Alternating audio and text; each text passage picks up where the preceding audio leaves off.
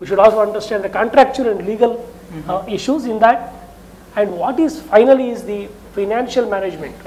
Means, are we really making the profit or the margins at which we signed a contract? So are we really delivering the project as per the contractual obligation commitments? And finally, you make the margins what you give to the internally to the project team or to the management. So we also look from a financial perspective, looking at what is the effort required to complete, effort at completion, what is the profitability from a LOB wise, or it could be from a business wise. Right.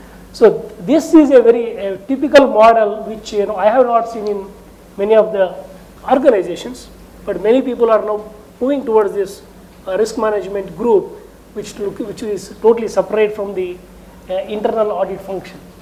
Right. Okay. Yeah, this is a great point. So what we are saying is the current scenario has become so much complex and so much demanding. Few things which are noted is traditionally many years back we used to feel that a finance person is internal auditor. So when we used to say internal auditor, we used to picture a financial person who understands accounting entries, etc.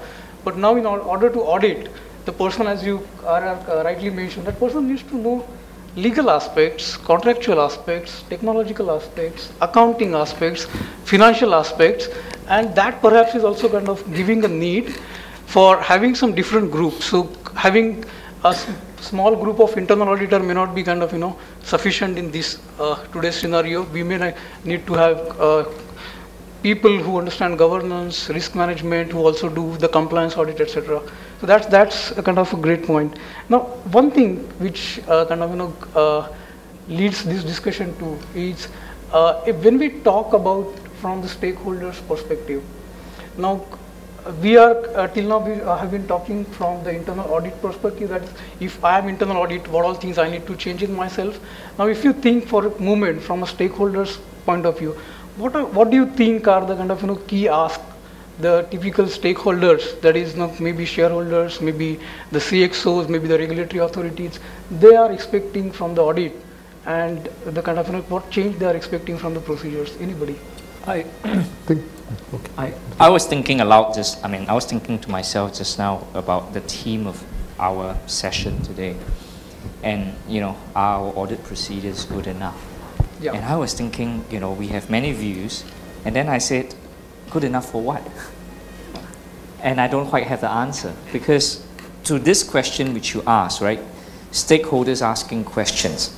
The big four audit firms, when they do the statutory audit and provide a true and fair view opinion, when the client has an information system and is badly today, and a client that doesn't have it in one form or another, would engage the IT specialist group to come in and provide support to give assurance over the IT general control environment and the automated controls, etc., etc. And they do that wearing the hat of the statutory auditors.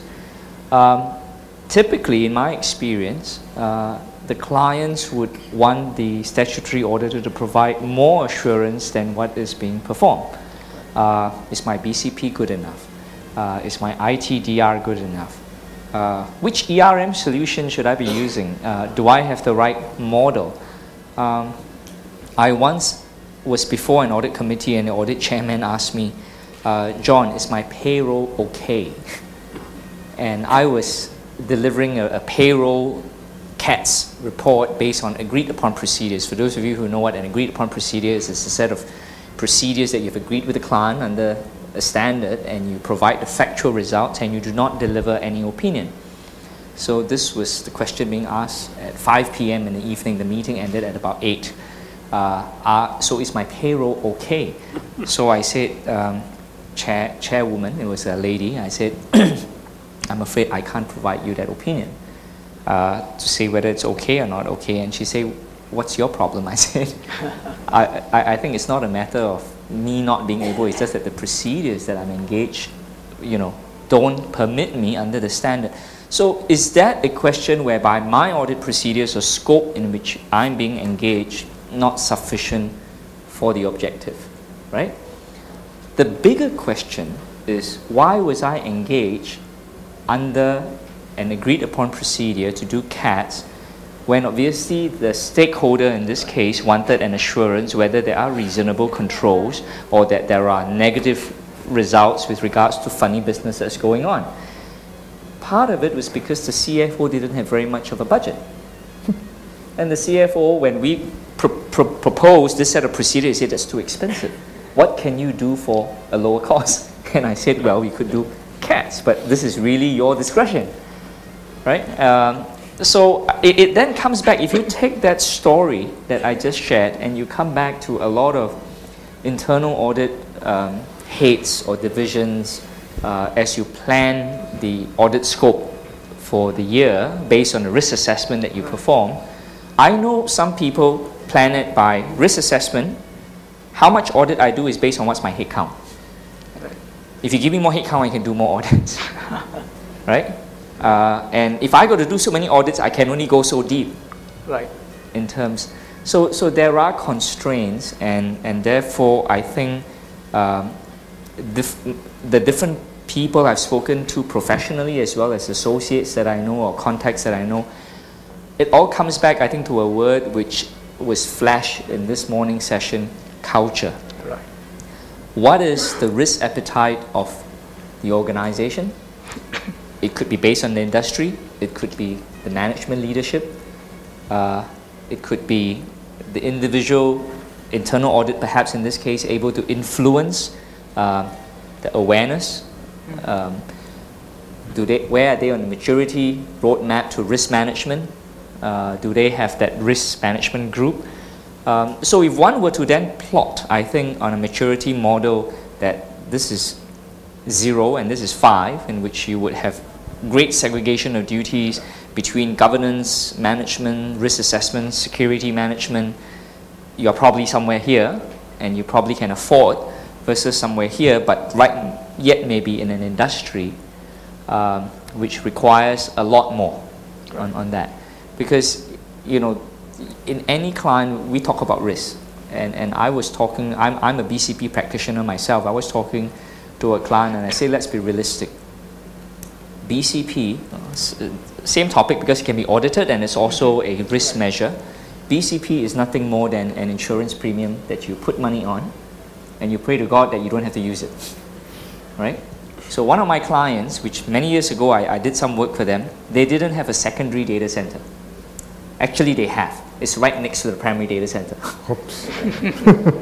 So why did they move? The funny thing was that way back they used to be separate. Then they move it next to each other when they move to the new premises. For what reasons? Let's not go there.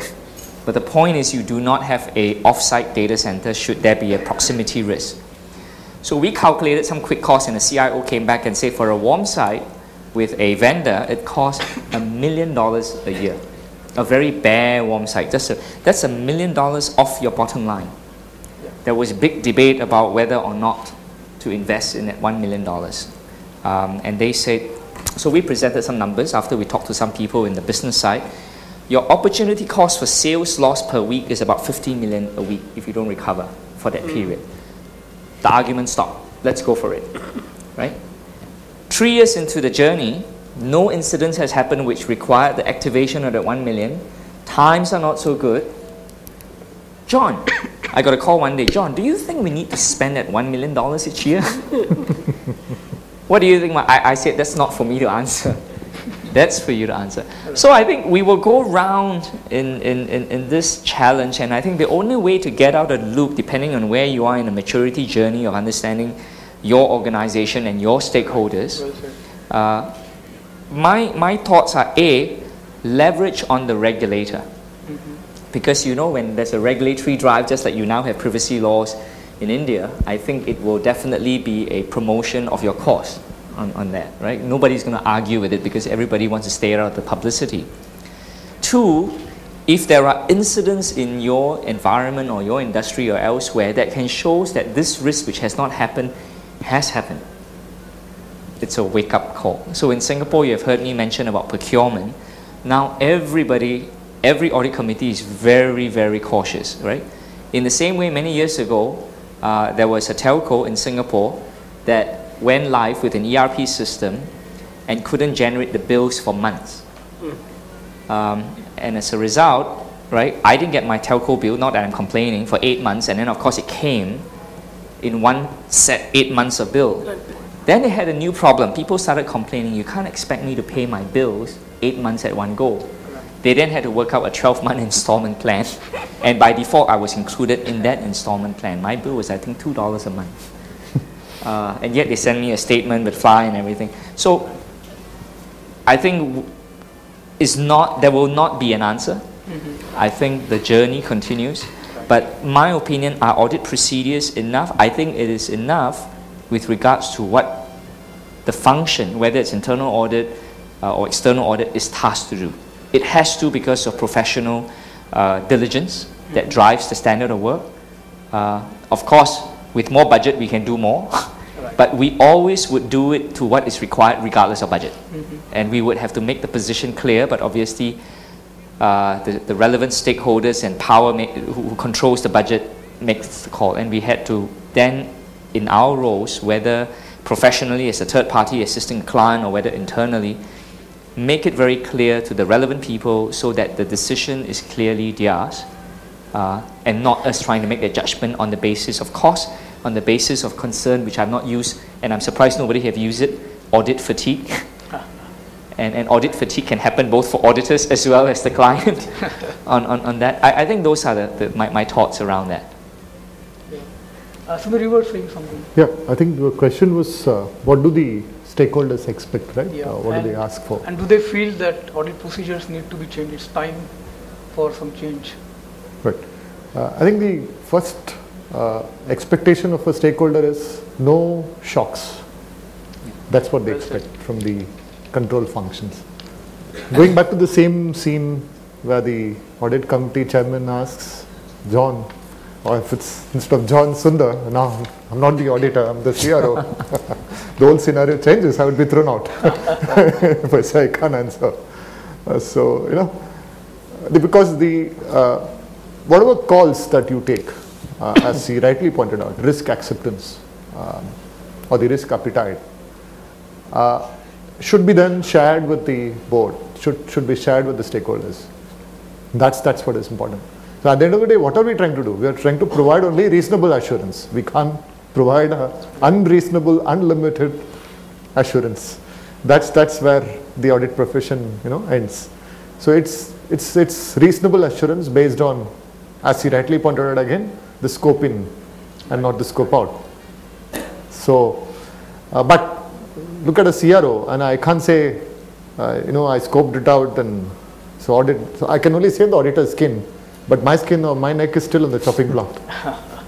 And precisely for this reason, they've tried to bash silos in organizations and said there is a lot of legal and compliance regulatory risk, so you manage the. At the end of the day, buck stops at you. If regulator were to find me, it's you, Sundar, who is responsible. So, and then I got claims operations also, because the investigation wing, which I also again manage, actually is a very, very important role to play in claims in the insurance sphere. So that's how I used to manage claims investigation. Slowly the claims person also started reporting to me. So there's no end to the risk you assume or consume and own. There's no limit. So you know, you go up and up the chain. Right. But what the stakeholders expect, the board expects, the CEO expects is no shocks. Or if there are, you tell them beforehand, okay, this areas, the pain points, these areas are uncontained risk. You're going to likely to get fined because everybody in the industry is getting fined, and for these same reasons, and there is a business model risk or a strategic risk. And then yes, okay, we understand that, appreciate that, but still in my KPI I would find 0 fines. Right. So I have to strive to that kind of stretch KPI or stretch job objectives as we call it. But you know that's where so no unpleasant news, no shocks, no unpleasant reputational damage is what the stakeholders look for when they invest so heavily in governance functions such as risk, compliance, audit, or governance, or privacy, or security. With the security officer as a dotted line reporting to me, so that is a conglomerate risk also. We have conglomerate risk in the group. So there are a lot of matrix structures for independence of various functionaries. But there is also this silo bashing or GRC, which RR touched upon, or the other panelists touched upon, is very important. But if you look at various case studies, even in a very, very good controlled conservative organization, say Society Generale, you had risk, you had audit, you had security, extremely conservative organization by philosophy. French bank. I used to work for a French bank in India. They used to not even lend to run back. It was so damn conservative. So imagine with those days. So and the file used to go up to Hong Kong and to Paris when I used to do the credit risk. So that kind of philosophy, so conservative bank, it had a 47 billion exposure. Finally, it ended up to 4.2 billion euro exposure, thanks to some rogue trader who thought he would take his own calls on 4 currency baskets and cleverly manipulated system accesses in a backend system called Elliot to play around till they discovered the monster after 6 months. Mind you, even then, before that, some security reviews pointed out some reports, and he said that these are bugs. He falsified IT codes, falsified mails. He sent mails to himself or codes that he misappropriated and showed those logs and say that these are bugs, just ignore them. And nobody followed up. So you could have silo risks also like that. So which is why increasingly organizations are getting at this sort of silo bashing, a very holistic ERM framework, which RR also spoke about, or a GRC framework. And more stakeholders want to be free of that shocks and reputational damage. Even the tone, the body language in the boardroom is changing. I've been attending the boardrooms now last 15 years. And now I see a very, very visible change. Very worried stakeholders in the board. Independent directors especially are very worried. When I see 10 years back or 12 years back, things are totally different now. It's totally different. They ask very, very frightening questions, straight questions. And they want to be really, really clear, get to the bottom. They don't mind coming one day. One of the director would come to you and sit with your control committee or the executive audit committee that you have, and independent director, if he's a specialist, he comes down and even attends the executive audit committee meeting. So that's the kind of change that has happened, I could see, thanks to Satyam and other episodes that we have had. And so people are really, really worried. So the ask is no unpleasant shock, no unpleasant, no surprises, as we call it. Well, that's great, Sundar. And while talking, you also talked about some banking experiences. So I think there's a question. Yeah. The audit function is moving mostly from assurance to advisory. People are asking more about the stakeholders about root causes, rather than just observations of an internal audit. So when we come to audit procedures, it's basically, it still looks at findings. It looks at observations. It's not geared actually to look at root causes. So I think these are the key questions which I think stakeholders are looking at, which actually, as you rightly pointed out, they're very direct. They will ask actually bottom line, what is the problem? Okay, you might find 10 bugs or maybe 20 findings, 5 of them high risk, but bottom line is what are the root causes. And I think our audit procedures currently are not geared for that. Yeah. I just wanted to take your example. Earlier always we used to go like any audit you do, you go into the various phases of software development life cycle post facto. Means, let us say design review has happened, after that you go and do something. So the whole audit approach, the way it has to change, which is happening now, is a preventive measure. Means, for example, you are looking at an application to be bought in, or you are developing a new application by outsourcing it. Whether you can think of building all audit requirements as a part of the design itself, and it is available to you. I just was really wondering when I went to one of the MG Road in Bangalore. I purchased a gold for 50,000 rupees 3 years back. I've got a call. Okay. Within I swiped my card and I was just coming out of the door of the the the showroom, I immediately got a call saying that, sir, did you use your debit card to make a transaction of 50,000 rupees?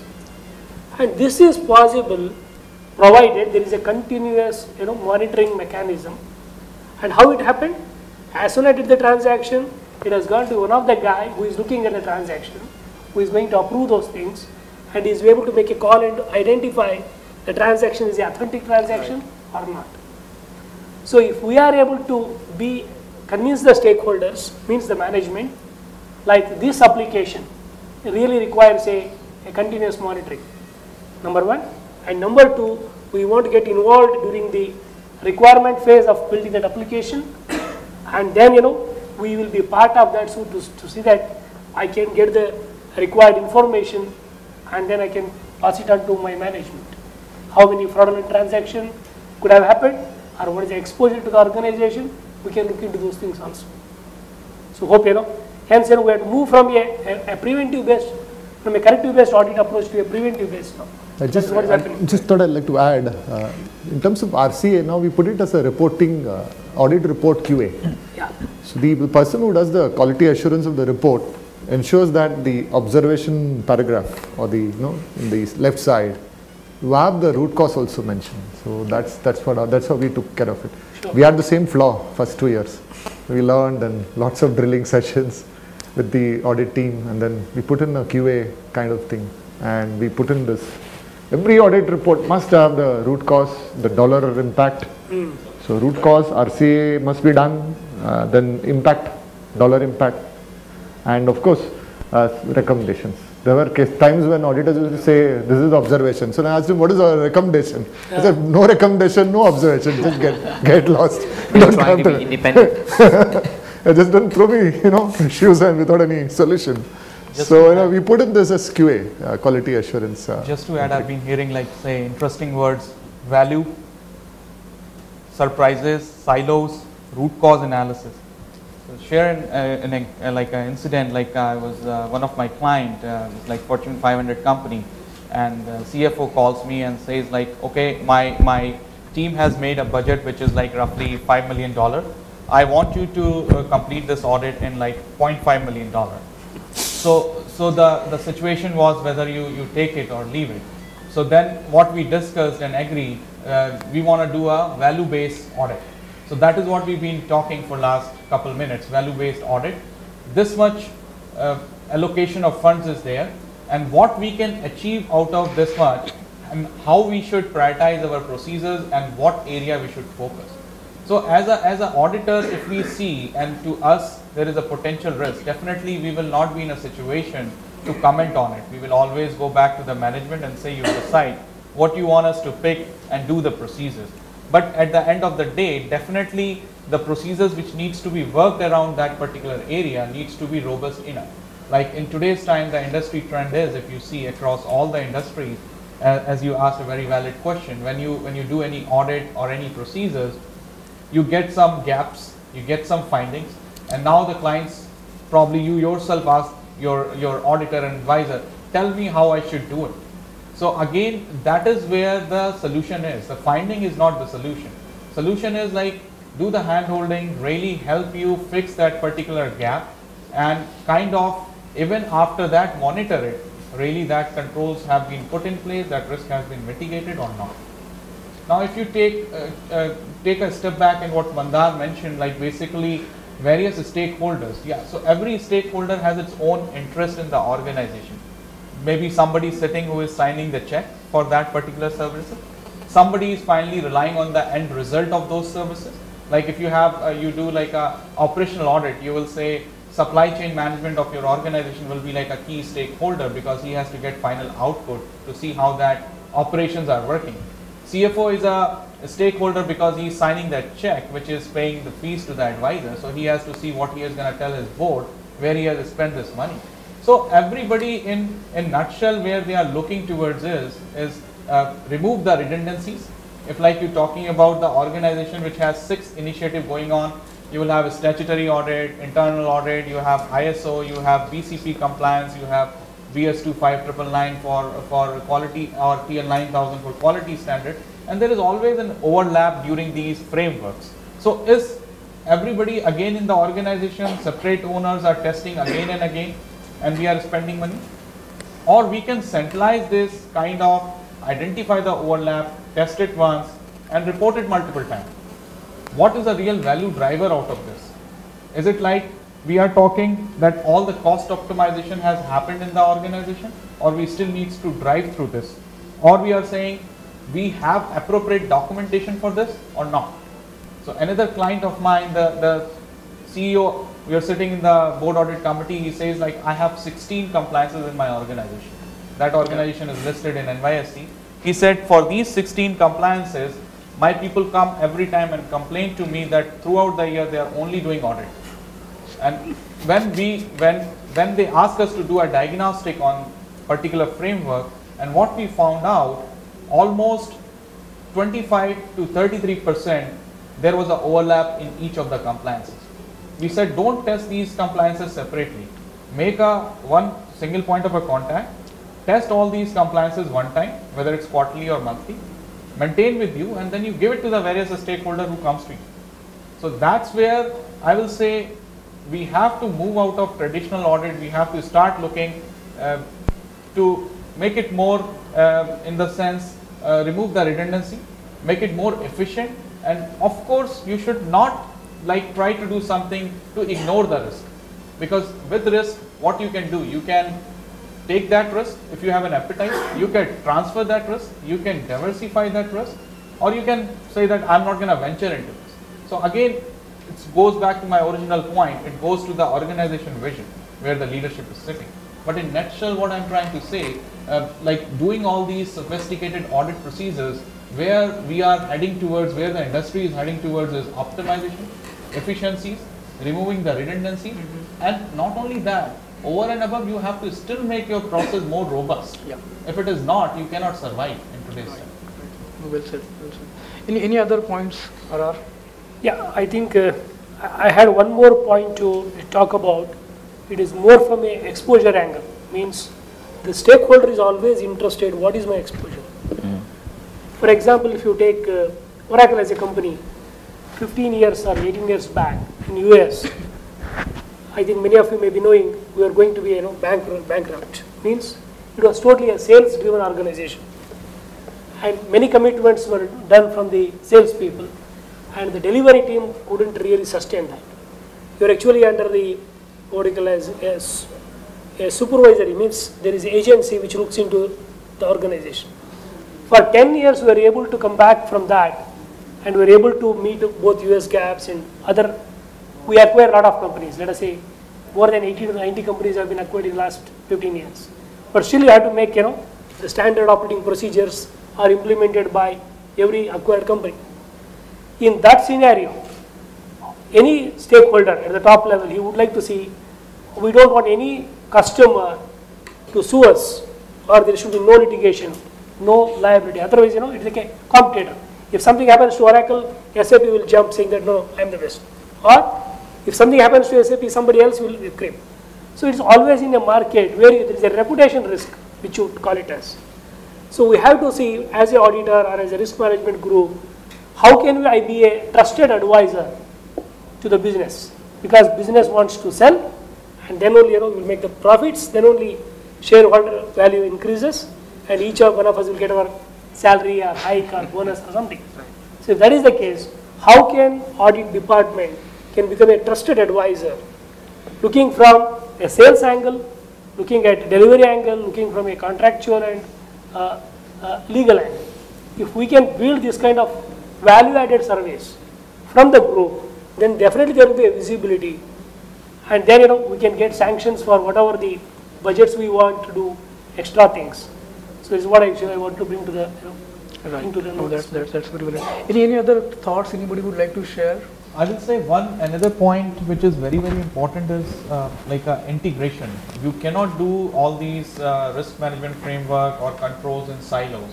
Most of the time, what I've seen with my clients especially is that each department is managing its own risk. If you ask them, do you aware what other functions do and how they do their mitigation and what kind of controls they have in place, what they really do? So answer most of the time comes no. We have no idea how SCM is doing, how HR is doing, but time to time they are all working towards the same agenda and more or less towards the same goal. So like basically if organization, different functions, like with the tone at the top, work in the more integrated manner, it will help them to achieve their goals very quickly, and they will be able to work around, and they will be able to enhance their control environment in a better manner, I will say, in a better fashion probably. And that is, I see, something which needs to get onto the roadmap